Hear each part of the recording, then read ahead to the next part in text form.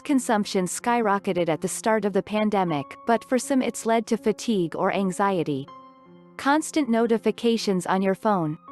TV news specials and debates in place of your favorite sports show. WhatsApp and Messenger stacking up with COVID-19 articles your former flatmate or estranged aunt just had to share. If our daily news intake was counted in calories, many of us would have piled on even more weight in recent weeks. Yes, we empathize with those of you struggling with lockdown snacking. There was a swell of traffic to news sites around the world as the pandemic went global in March. Broadcasters also logged record ratings, including an uptick in younger viewers who typically shun traditional evening news bulletins. But as the crisis continues, some are now opting for a different diet.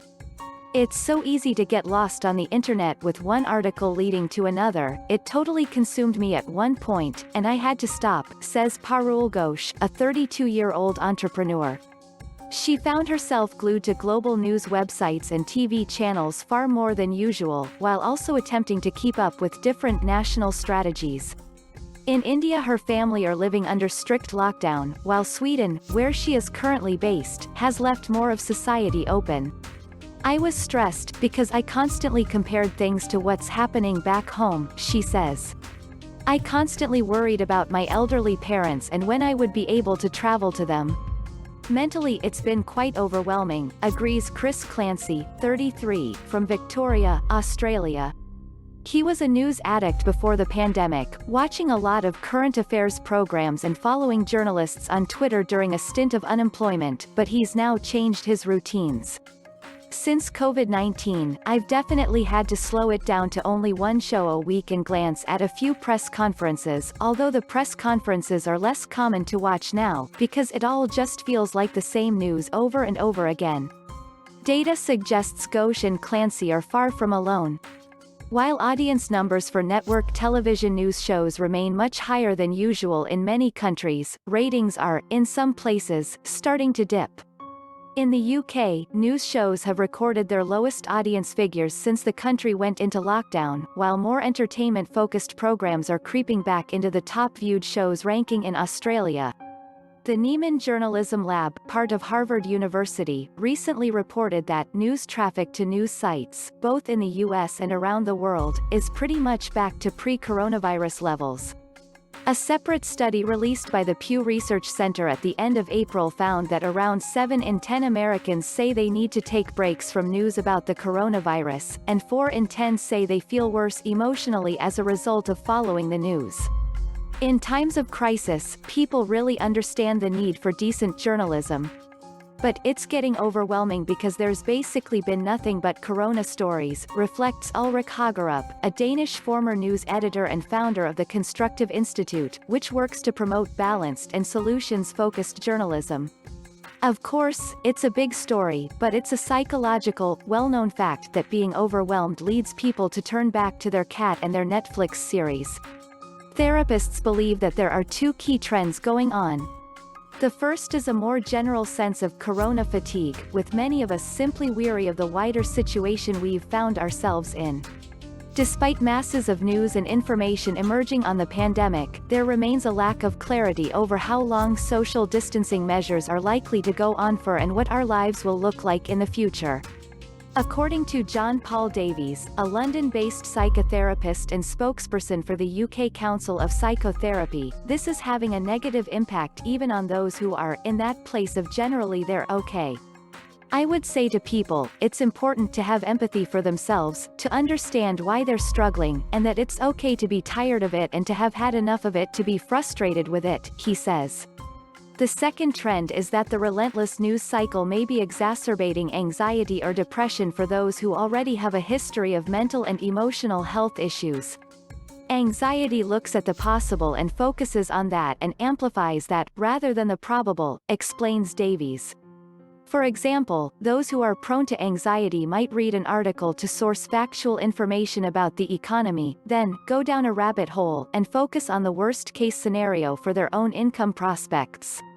They're saying, well, you know, my job is at risk, I'm going to lose my job and then I can't support myself and then I will lose my house, explains Davies.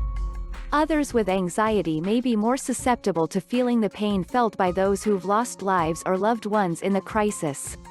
Our imagination and memory leaves us afterwards rehearsing things in our heads. We imagine what scenes are like for people, how terrible that might be, and those types of things are distressing for people. Switching off the news might, however, not be so easy for this group, because the thing about anxiety for people generally is that it pushes us to check the information, to try and relieve anxiety. For those with depression, the opposite may be true. Davies says some people switch off and become apathetic after being exposed to too much coronavirus information, and instead turn to alternative and potentially dangerous sources of stimulation, such as too much alcohol or food. There's also a sizable minority who are finding themselves consumed by the news cycle more than usual for professional reasons. Journalists, communications professionals, government officials, doctors, scientists and, most recently, disinfectant manufacturers are among those having to stay on top of daily comments, trends and data in a way they've never previously experienced. For many, this is happening while they are working from home and managing blurred boundaries between their work and private lives. I'm a journalist with a toddler, a new puppy and a tween, and I've been having a hard time sleeping because of media overload, yet I can't logically escape this as I work in journalism, says Lorraine Allen de Rosa, a freelance journalist in Spain who has been covering the pandemic for U.S. media. This involves working late at night partly because of the time difference. It's also the only time I can work because we have no childcare at the moment, she admits. Therapist John Paul Davies says a number of his current clients, who he now sees digitally, are those who suddenly have to be on top of the latest developments or are spending a lot of time speaking to those who've been hit hardest by the coronavirus. Hearing those stories, you're bound to be affected by them, particularly if you care about other people, and for a lot of journalists that's the reason for doing it. They're interested in other people's stories. So how should we balance news fatigue or anxiety with the need to remain informed on the latest laws and recommendations or essential healthcare and jobs advice during the crisis? Davies argues that for most of us, checking the headlines once a day is a sensible goal, be that online or tuning in to a daily news bulletin or government announcement. This could be reduced to once a week for those with high levels of anxiety. Crucially, he says it is also important to select a trusted news site or broadcaster with a focus on facts rather than conjecture. Not all journalism is good. But that doesn't mean that all journalism is bad, adds Ulrich Hagerup, at the Constructive Institute. You should turn to news organizations who give you public service information, either financed by public money or private money. Be critical to who you ask to filter the world for you, because it matters.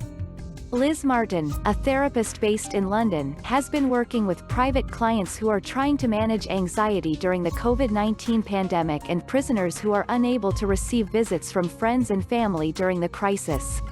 Her advice to those who can't face consuming the news at all or find it too stressful is to buddy up with someone who is less affected by digesting coronavirus information, as long as they are also following reliable journalism sources. People are different, so there may be a friend that could keep you up to date with what's relevant and not relevant, she says. It's not a criticism or a fault if anyone does suffer from anxiety, it's just everyone's different. For those whose work is connected to the coronavirus crisis, therapists accept it may be much harder to reduce news consumption. But John Paul Davies says it's still important to make an effort to put boundaries around how much information you watch or read, and carve out time for rest and relaxation. Liz Martin also recommends regular digital check-ins with colleagues doing similar roles. It's really important to be a support to one another, she argues. Parul Ghosh says she's now successfully managing her coronavirus fatigue by sticking to news notification alerts, but avoiding online scrolling or television news bulletins, and asking her partner to keep her updated on key developments. She has also muted some social media chats and explained to friends why she is taking a break from reading and sharing links. I've noticed a change in the way I'm functioning, she explains. I'm more focused and more productive. Cutting down on her news consumption has also freed up extra time for more relaxing hobbies. I'm reading a lot of fiction, and just trying to normalize life a little bit in my own head. As well as making the most of the present, it's also important to find things to look forward to in the future, concludes John Paul Davies. Realize that it will come to an end, and that even though it doesn't seem like that sometimes, this is a time-limited situation and it will change.